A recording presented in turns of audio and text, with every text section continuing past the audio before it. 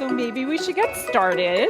I'm Holly Basson, and Sarah asked me to talk about grub and guts today, and I'm so excited to be here, and I thank each and every one of you for coming, because I know as busy adults, there are 100 things you could have been doing today, and I'm so honored that you're here in this room with all of us. So thank you.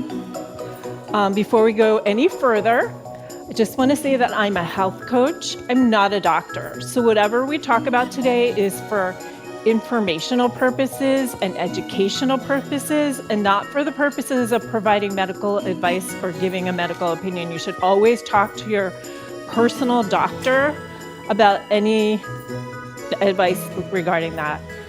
And even if I were your health coach, I don't yet know enough about you to give specific advice. So this is general information. So once again, welcome. I love teaching people, and I love involving them in their health and having them be just in charge of their bodies and their lives. And today I'm hoping that you'll walk away with at least one healthy tip or one piece of information or more that you can use in your everyday life that will help you and your body.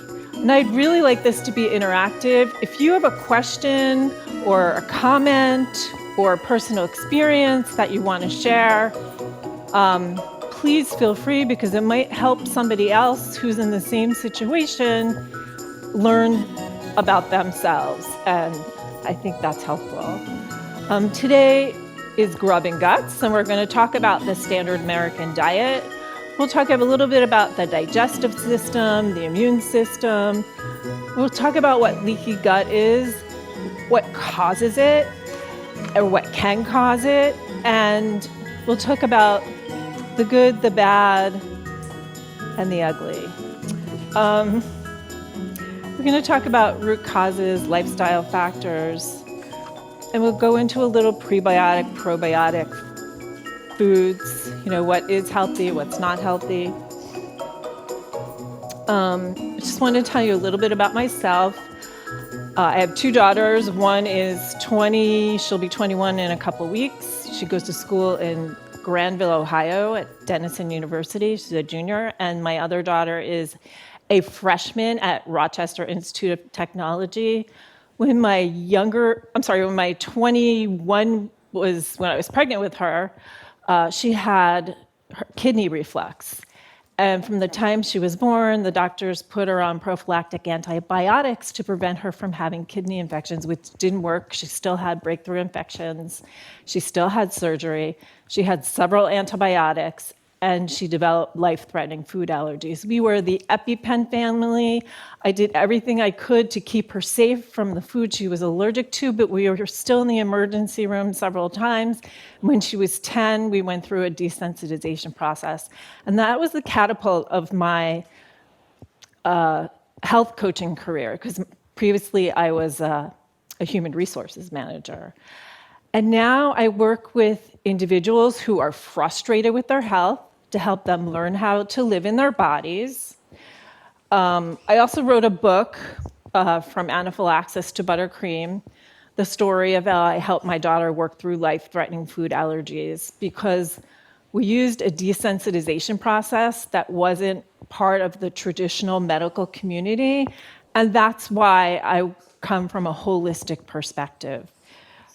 Because I learned so much about your body and your diet and your lifestyle and how it really plays a part in your health.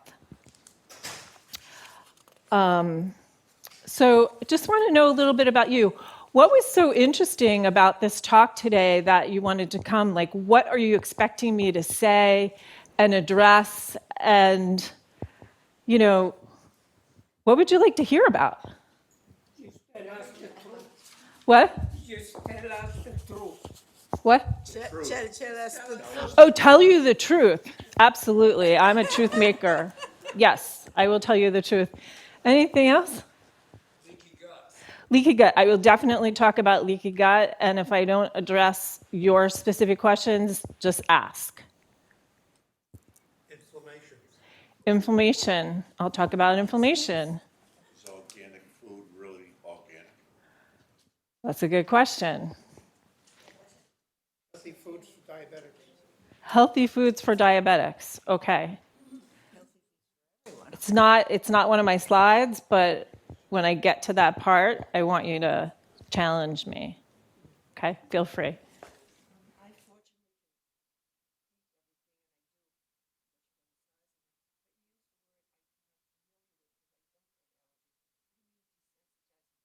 Is that getting the patient slowly back, getting rid of their allergies?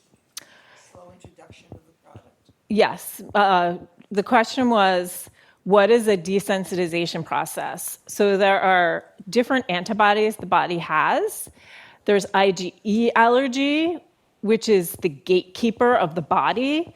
My daughter was anaphylactically, which meant it was a life-threatening illness that she had. If she ate eggs, dairy, or mustard, and you can be allergic to anything, we would end up in the emergency room, and she had to have epinephrine in order to revive it. So what we did, it took a 2-year process. We cleaned out her microbiome, which is her gut, and we'll talk about that. We balanced it because it's more about the terrain in the gut than it is about what your body's reacting to. So we calmed it down. And then we started increasing, we used small increasing amounts of the food she was allergic to. And eventually she was able to eat pretty much anything. Literally, she was anaphylactic. She couldn't eat a morsel of dairy without being it was really bad. Like in second grade, she had a popsicle. I talk about it in my book. Second grade, she took a lick of a popsicle that had dairy in it, and we had to call the ambulance. So did that answer your question? Yeah, but I'm assuming, I'm going to use the term scratch word to use. I know vaguely about to find out the 20 things, whatever. So, yes. Yeah, but you know what? We didn't have to go through a scratch test because she ate a piece of cheese, she had a little bit of black cherry frozen yogurt like when she was 6 months old, and I had to run to CVS and say, what is wrong with my baby? And the pharmacist had to call the doctor to find out how much Benadryl to give her. That was my first experience with it. Very sensitive bowel. You have a sensitive bowel. I don't have it, but Okay. someone has it. You want to talk about IBS. Oh, is that? But it's never diagnosed as that. My job is not to diagnose or treat. Okay. I'm not prepared to talk about IBD or IBS. IBD is irritable bowel disorder. IBS is irritable bowel syndrome. They're two different things, but it's about the immune system, the gut being dysregulated. This one I would like to. Any comment you have on what's driving the increased sensitivity to gluten? We are going to talk about that. Anything else? Okay. Oh. Couple questions. The FDA allows according to the sheet, allows all sorts of additives and unhealthy elements. If you go to Roche Brothers, just about all of the cereals, dry cereals, cornflakes, all sugar. If you try and get a generic sugar-free, you have to spend $5 for a box of that. All of those other cereals have the harmful additive of sugar and other. Why is it in Europe they don't allow a lot of that? And why does the FDA allow it here? And why isn't more action being taken to change all of this? So the question was, why is it in Europe? It was about cereal and the products that you can purchase at Roche Brothers and the products that you can purchase in the United States. The products there's a list of ingredients on the label that is not healthy. It has a lot of sugar, additives. I personally never eat those things, and I would encourage you to never eat those things. There's a lot of really good marketing out there. Kellogg's or all the good companies, right? All the genetically modified companies. And in Europe, there are a lot of products that they just don't allow. They're off the market, but in the US, they allow it, and it's making us sick.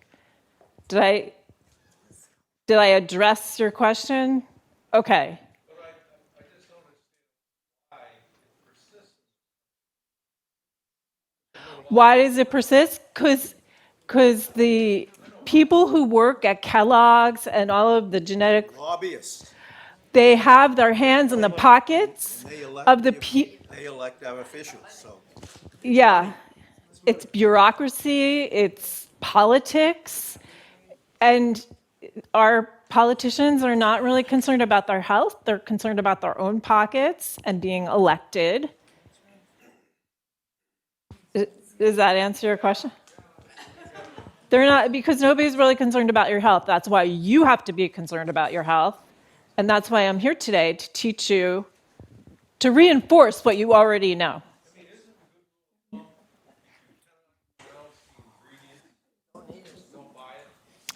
If you cannot pronounce the ingredient, then you shouldn't buy it. That is true. Yes, anything in a box or a bag that's sealed and processed and has a sell-by date of 2 years from now, I don't know how that could be healthy, because what is it doing on the shelf in your pantry for that long? And how could it be nutritious? You know, we want to eat things that are from the ground, from the trees, that are not processed. And anything in a box, in a bag, in a wrapper is processed. Did that address your question? Okay. You had a question. No, I had a statement. Oh, you had a statement. Lobbyists. Lobbyists, yes. The U.S. government is, you know, I think we already said that. The FDA is under pressure to comply with the industry. The FDA is under pressure to comply with the industry and with the politicians. Yes. But how can politicians not want people to be healthy when our healthcare is so like? You mean our sick care system? The question was, how can the politicians not want us to be healthy? Because they don't care. But healthcare is such an immense expense for the country. It doesn't make sense. They're biting off their noses despite their faces.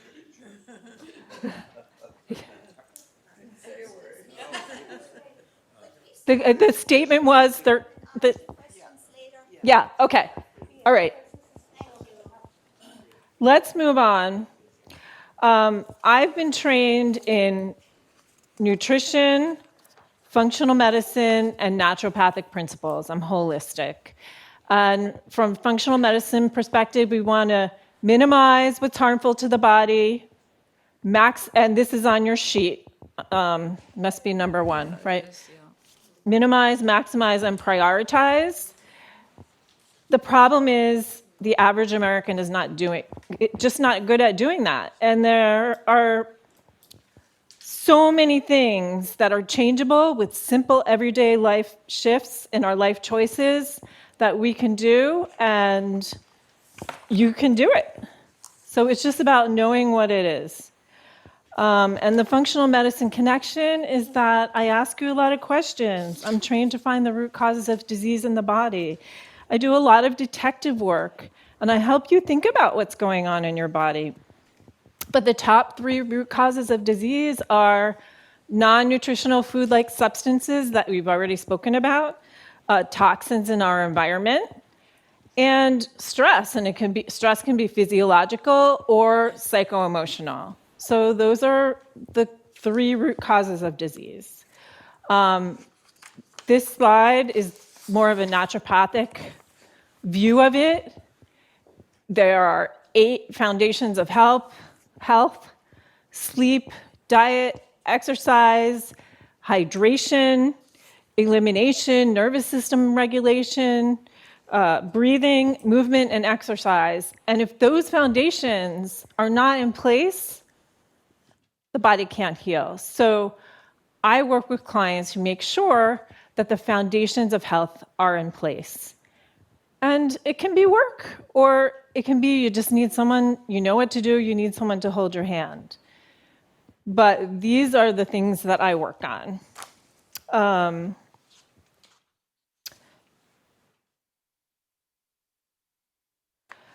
So we touched on the standard American diet. Do you know why these foods aren't healthy?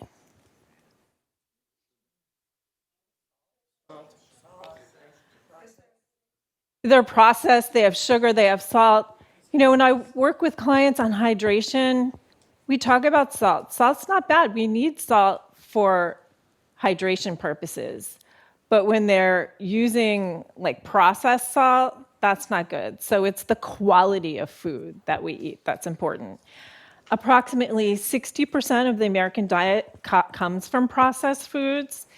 It makes improving their nutritional quality important in American health. The calories that Americans are consuming come from processed foods containing preservatives, refined grains, and added sugars and oils. And we want to eat things that are from the ground. And we already talked about this. There are 10,000 chemicals and additives allowed in food in the United States.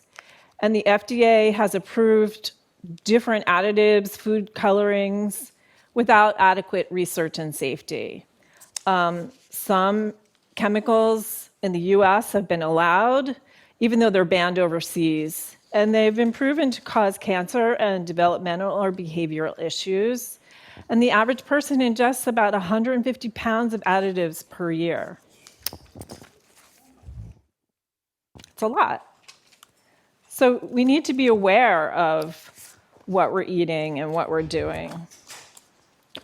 All right. So think about the digestive process. We intake food, we digest it, we absorb it into our cells, and we turn it into energy. You know, the digestive process is complicated. We use digestive enzymes, we use stomach acid. It's, you know, a whole process. Your gut microbes are in your gastrointestinal system. You know, the vast majority of bacteria reside in your colon, and 70% of your immune system is in your gut, in your stomach, in your small intestines. A lot of bacteria is in there, and the bacteria is in charge. And it helps to promote healthy digestion and elimination, right? You need to digest and eliminate the things that are not needed in the body or the body's done with. And unbalanced gut flora, unbalanced gut is called dysbiosis, right? You're dysbiotic, it's not balanced. And then that leads to intestinal permeability or leaky gut. Were you the one last about leaky gut? You asked about leaky gut. Okay. Yeah, we're going to go into that a little bit. The majority of the US population has an unbalanced gut flora, the gut microbiome, which is primarily attributed to poor diet. Just want to show this slide so you can kind of understand how it's all connected. There's the diet, the gut microflora, the immune system, the mucosa. We want our immune system to be actively unresponsive. Foods in our environment. And the role of the immune system is to be tolerant. So a lot of the immune system is maintaining tolerance.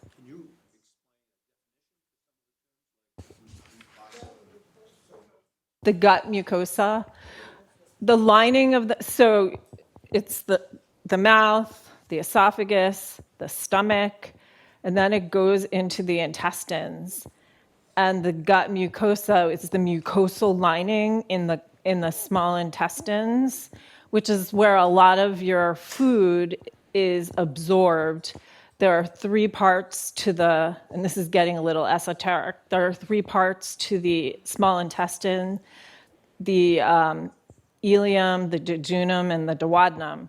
And each part of the small intestines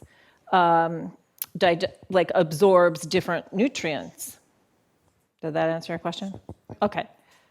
And the microflora is, there's a thin layer of cells in between the gut and the bloodstream. And is that where leaky gut would happen? Yeah, I'm going to get to it in a minute. So this is a healthy gut. Did you guys used to play Red Rover when you were kids? Yeah, Red Rover, let's send Stewie over, right? And you held your hands really tight and you didn't let anyone through. Well, this is a tight junctions. Can you see the tight junctions here? They're tight. They're not going to let anything through into the bloodstream. And then the cilia on top, they cover the cells and tissues, and they use a rhythmic undulation to sweep away substances like cleaning dust and dirt and mucus away to prevent disease, right? So it's part of flushing and the movement of particles to prevent the entry into the cavity and to protect your health.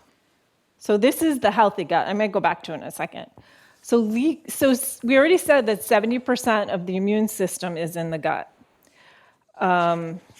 The definition of intestinal permeability or leaky gut is where the integrity of the cell barrier is compromised or broken down.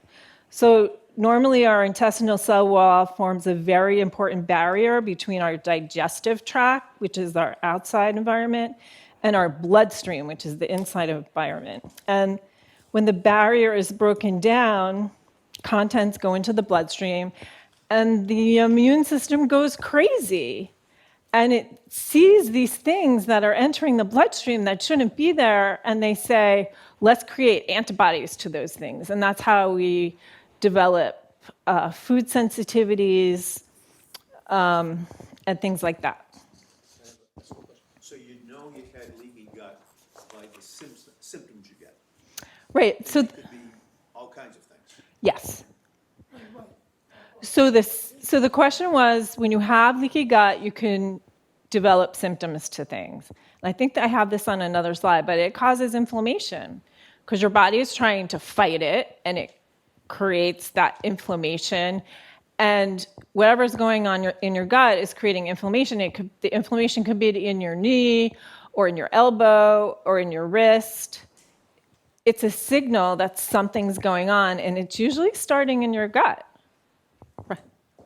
Is leaky gut a diagnosis, or, I mean, we all know about leaky gut, but what is the name, diagnosis? So the question was, is leaky gut a diagnosis? I don't know if leaky gut is an official diagnosis of What would it be? It's intestinal permeability.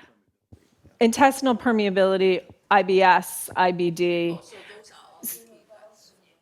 It could be, depending on what it's not my job to diagnose. I know, but I'm just curious, what would a doctor say?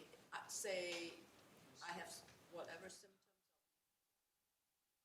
I tell my doctor. So what would he would just say leaky gut? Your doctor's going to try and help you with medications, and I'm going to try and help you in a different way. I'm going to try and... There's no formal diagnosis to it. The IBS is a diagnosis. Irritable bowel syndrome is a diagnosis. IBD... That's what it is. Yeah. Okay. Okay, so we saw the healthy gut, the tight junctions, and now this is the leaky gut. Can you see the undigested food and the microorganisms leaking into the blood cavity? So the contents of the intestines, the undigested food leaks into the bloodstream. And we already said it goes crazy because the food isn't supposed to be there. The immune system creates antibodies. Sometimes it creates a lack of intestinal enzymes that are needed for digestion, and that whole system breaks down. And it weakens the immune system. And here are the symptoms. It creates abdominal bloating, excessive gas, cramps, fatigue, makes you tired, right? Food sensitivities, joint pain, skin rashes. People can have issues with their skin because their gut is leaking. The gut is a mirror image, the skin is a mirror image of what's going on in your gut. If your skin is unhealthy, if you have rosacea or all the things that you could have with your skin, all the diagnoses. I can't think of it right now. A rash, and you can have autoimmune disease, hypothyroid. There's so many things that can happen down the line.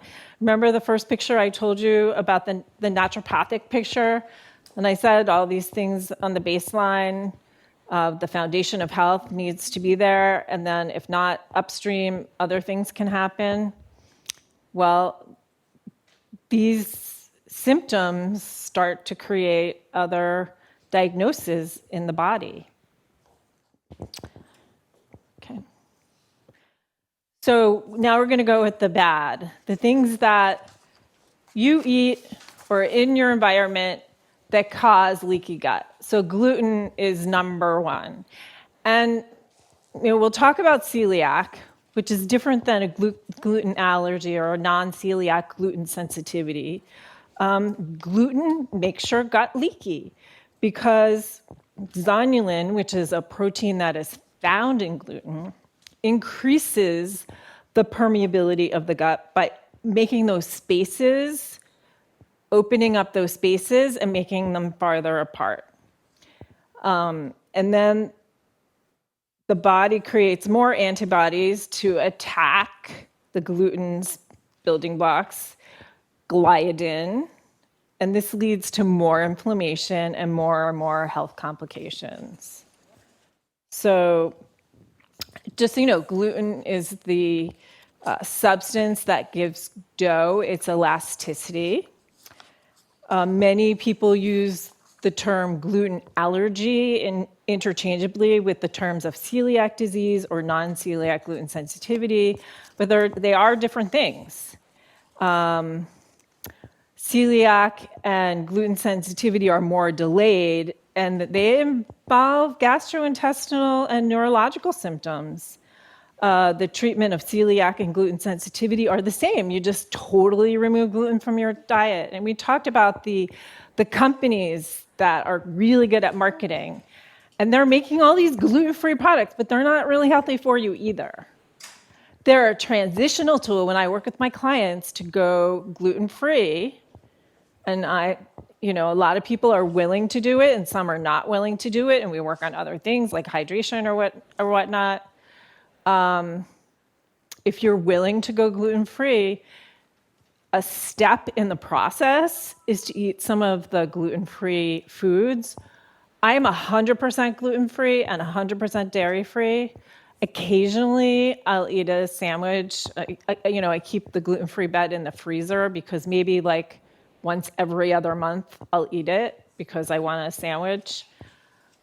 But it's not like a substitute 100% all the time.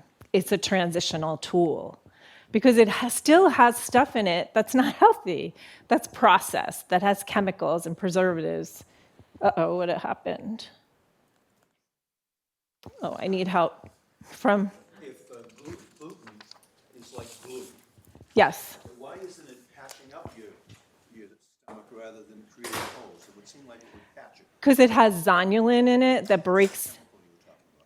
It has zonulin in it. It was a protein that breaks down the intestinal barrier. And there are tests. You can test for that. There are three. The big three gluten things are wheat, barley, and rye. And there are other things, and I can go into that, but like triticale is like a newer gluten-containing grain. But when you read labels, it's not always clear. They're getting better. They say, oh, this is gluten, they label things gluten-free, and you go to a restaurant, now they're much better at being gluten-free. It can be in anything, salad dressing. So gluten contributes to leaky gut by increasing inflammation, overall digestive distress, and it alters the balance of the microbiome. It takes the exposure over time and the accumulation of damage before leaky gut is going to be noticeable. It doesn't happen overnight. It happens over time. And I'm going to show you, this is a different view of this is somebody with celiac versus a healthy gut. You know how we saw those? So this is a different view of it. I don't know if you can see it. This is somebody with celiac. Do you see how swollen and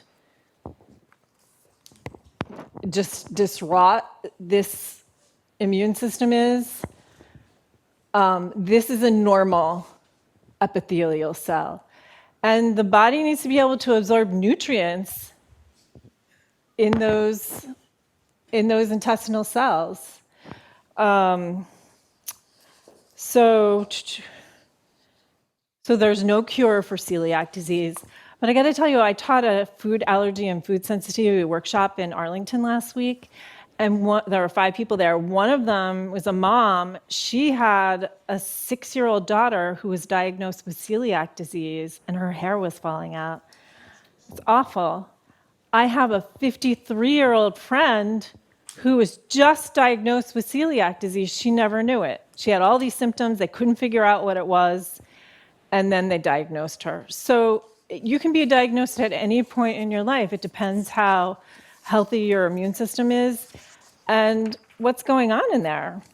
It eventually breaks down and doesn't allow you to absorb nutrients. Can celiac be reversed?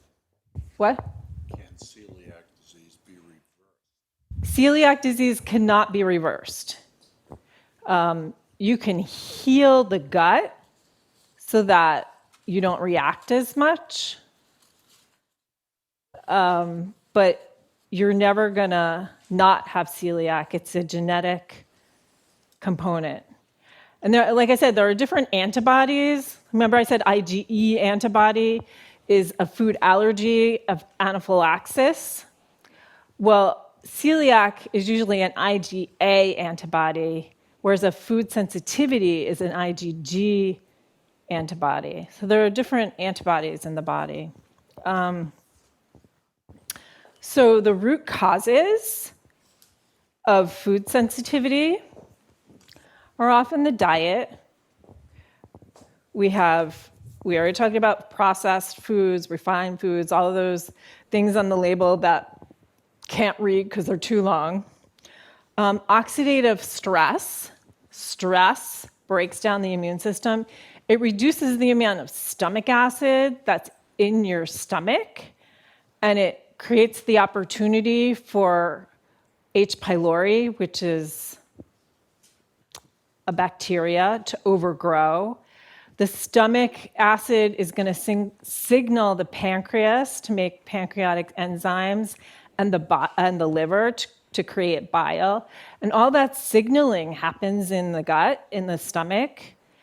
And if it doesn't happen, your digestive system isn't going to work properly. So stress is a big cause of that.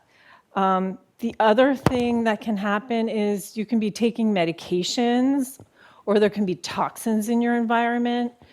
A lot of us take non-steroidal anti-inflammatory drugs. I'm talking Advil, Tylenol, aspirin. All of those things break down the gut lining.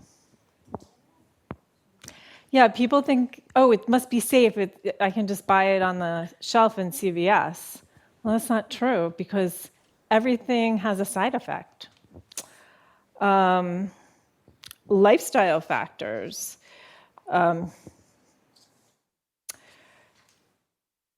So smoking. You're talking about root causes, and this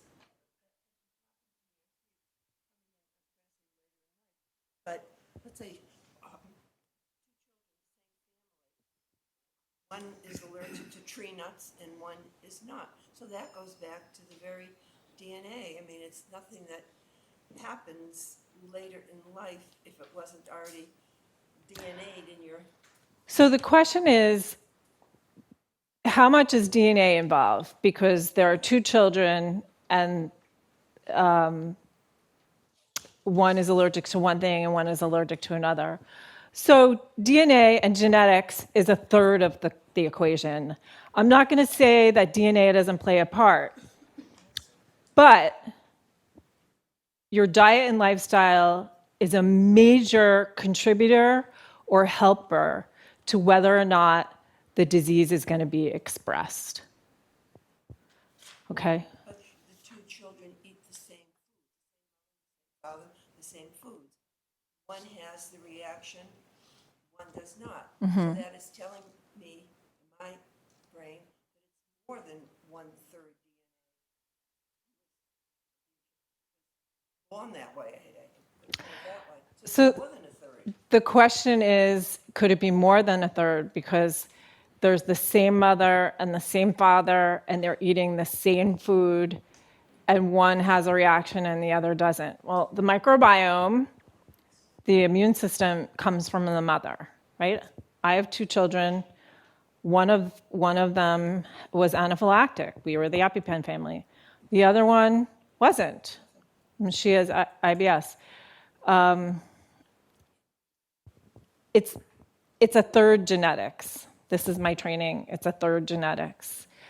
They could be eating the same food, but they don't have each person doesn't have the exact same genetics as the other person.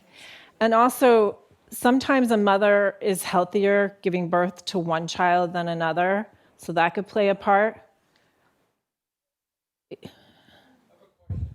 How has your daughter reacted to the treatment? The question is, how is my daughter? How has she responded to what you've managed to do? Source of her difficulties. Well, it was 10 years ago. So we're actually like halfway, because the first 10 years of her life, she was allergic. And then it took 2 years to go through the process. And now I don't know if the disease in her body has taken another pathway, because, I'm not really supposed to say this, but she has thyroid issues now. So I don't know if the disease took another pathway. We don't know everything. Is that? Yeah. Who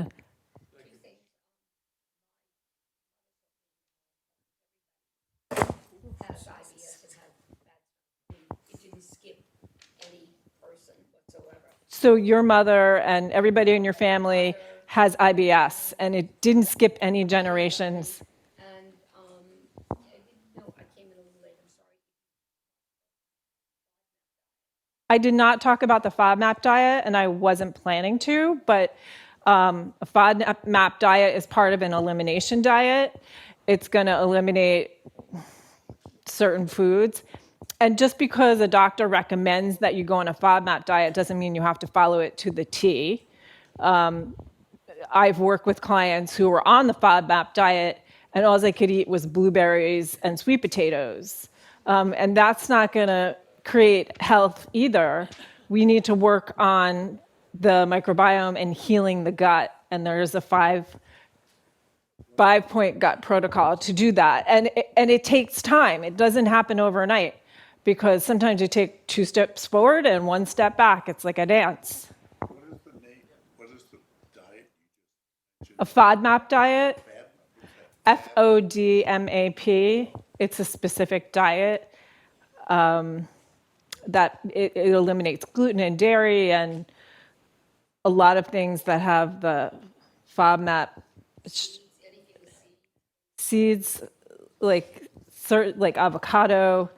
It's a specific, you look up FODMAP and you'll see what it is. And it's helpful to a lot of people. And knowing that that's a good diet for you is good, but that's only half of half of it is removing the things from your body that are harmful. But then healing the gut is the next step. And that's not always as easy. Yeah. because it's a process and it's work. Okay, let me go on. I just wanted to talk briefly about dairy. You know, God bless you, especially at this age, a lot of people eat dairy because they're saying, well, it's going to help with my osteoporosis. There are so many things that you can eat that's going to give you the nutrients that are in dairy that you don't need to eat dairy. And dairy is often a problem for a lot of people because, well, there are several issues with dairy. One, a lot of people have food sensitivities to it.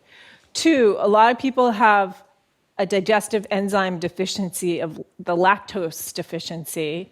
So, I'm sorry, lactase is the enzyme, lactose is the thing that you digest. So a lot of people have a deficiency of the lactase, and so they go on a lactose-free diet. The cows are given so many hormones that a lot of people can't tolerate it. And the other issue is it's the only protein where in the homogenation process, where they separate the fats from the protein, and the body knows it. And the body reacts to it. And all of those things are not mutually exclusive. You can be lactose intolerant and have an IgG food sensitivity. Or you can have a reaction to the hormones, and still your body doesn't like the protein. You know, there's a lot of things that can be happening. And a lot of people remove dairy from their diet, and they feel better. And again, I'm bringing it up because there are so many. I am 100% dairy-free. I do not eat dairy, which is ironic because my daughter was dairy-free. One second. What about yogurt, where you have the probiotics or whatever, and you have cultures in them and all that stuff? That's a dairy product? So the question was, what about yogurt?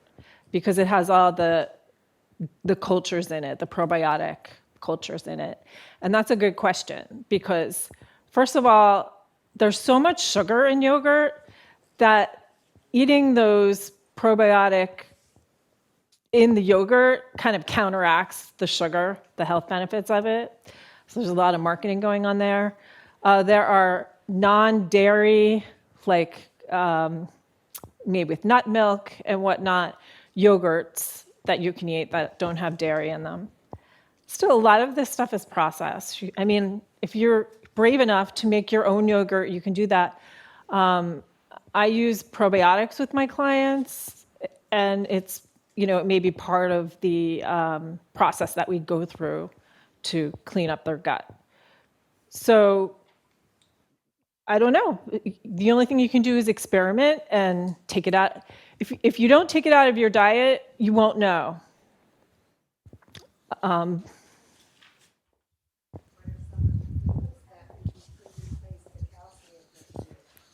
So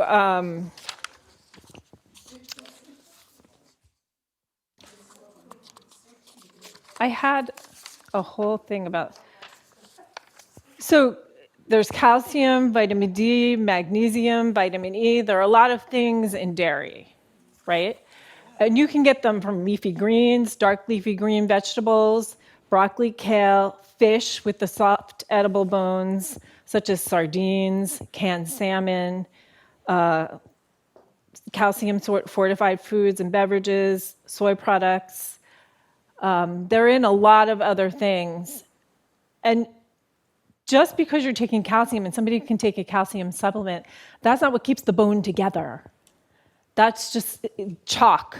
It'll break. You still need the other things. You know, the body needs to be balanced, and you need to be able to digest and absorb the calcium. So it's complicated. But dairy is not the only way to get calcium into the body. It's not the only way to get nutrients into the body. You're thinking of the milk manufacturers who do a really good job marketing to you and make you believe that. Could you talk about your opinion on soy products like tofu, so forth? Is that a Everybody, I can't say whether it's a good food for you because I don't know you. It's something you can certainly try. Some people. We eat it regularly, that's why I was. Some people in menopause have a problem with soy. I would recommend for it to be organic. Somebody had a question about organic. My, a lot of the pills and medications, lactate, A lot of the pills and medications are put together with lactase. because I can see the difference. It can change the particular pill. Absolutely. I do some research. There's a company called Consumer Lab Reports that I do research on, and they research all of the products to see if what's in them is actually what's on the label, and they approve or disapprove some of the products. Not every product in the land can be, reviewed by Consumer Lab Reports, but that's something we can do together if I were working with you. We could do some research together to find out what is best for you and what is on the market that is actually what's in the bottle is in okay. All right, it's 20 after.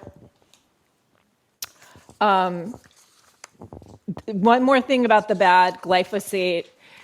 It's Roundup. Monsanto, which is now Bayer. It's a broad-spectrum herbicide. It was introduced in the 1970s to kill weeds by targeting the enzymes that produce the amino acids, tyrosine, tryptophan, and one other, a long word. Usage of glyphosate has amplified after the introduction of genetically modified foods and glyphosate-resistant crops. Studies have discovered that it's a cause of many chronic health problems, and it's absorbed in the skin by eating foods that are treated with glyphosate.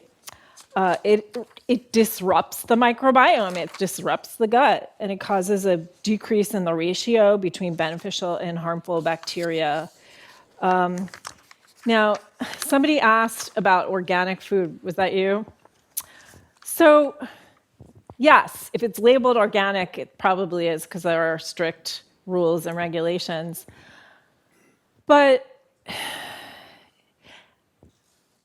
you never know 100%. Like, we buy oranges that are not organic, and we put them in our compost, and we turn the compost, and we put the compost in our garden in the summer, and we grow food with the non-organic oranges. Like, is anything ever 100%?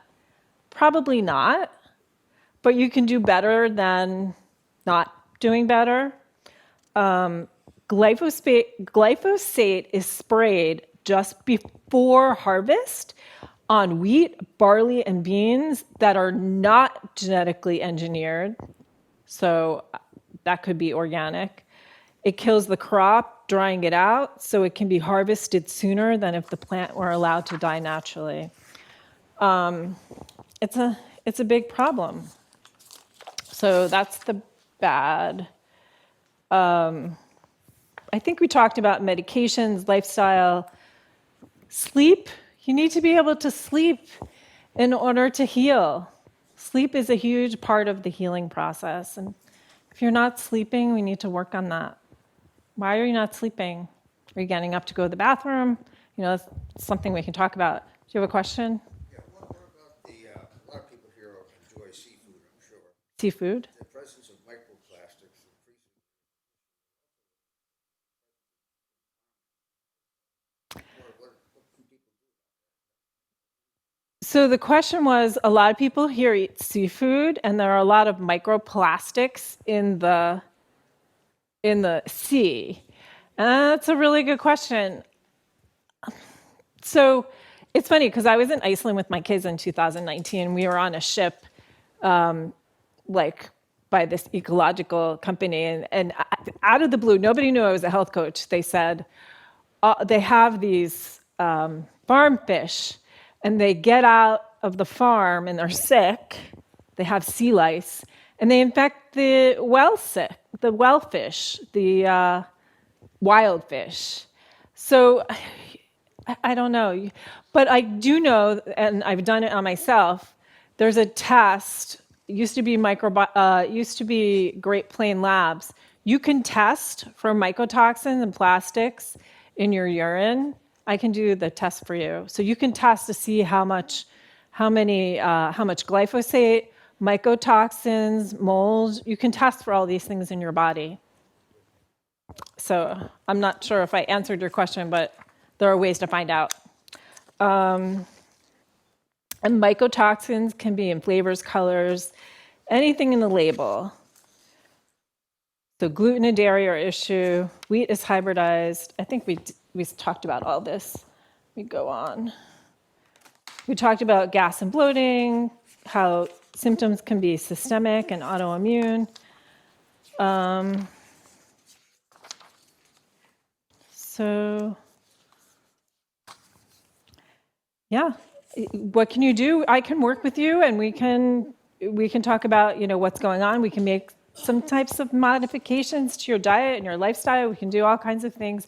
A lot of times people know what to do, and they just need a little bit of hand-holding to make sure that it's implemented in their daily lives, and if the changes are made, and we talk about it. Did it make a difference? Is it helpful? Are you happy with the changes that you've made? Some people go off gluten for 2 weeks and they're like, it wasn't helpful. Well, you weren't off it for long enough. Sometimes it needs to be 3 weeks. So some people need the hand-holding to do that. I just want to talk, I talked all about the bad today. I want to talk about the good. Fermented foods. You asked me about yogurt. So I wanted to say what the other foods are that are fermented that are going to have the beneficial bacteria. Kefir, kimchi, kombucha, sauerkraut. When I talk about sauerkraut, I'm talking about the kind you buy it in Whole Foods in the refrigerator section.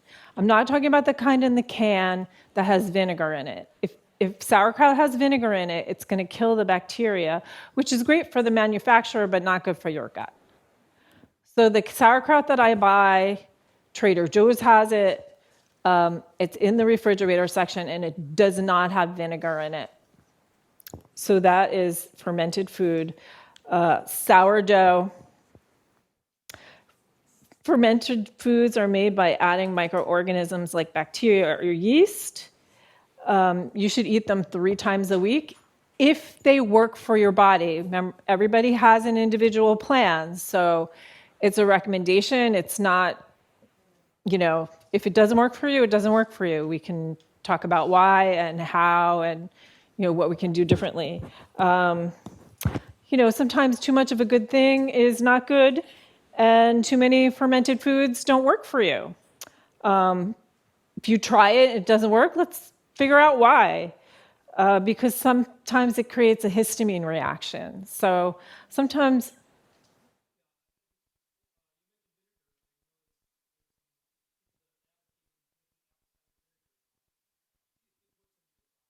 apple cider vinegar happens to be fermented because of the way the sugars are grown.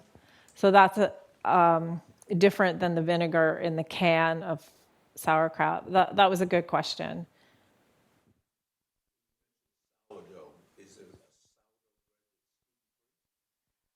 There may be. Sourdough bread would normally have. Yeah. I don't know. There may be. So probiotics can produce histamine during the fermentation process. So I want to talk about prebiotic and probiotic fiber. Probiotics contain beneficial bacteria, and then the prebiotics feed and support the probiotics, like the prebiotics are the food. Can you guys see that? If you guys want these slides, just let me know. Again, I'm happy to send them to you. Just let me know. Fiber, there's soluble and insoluble fiber.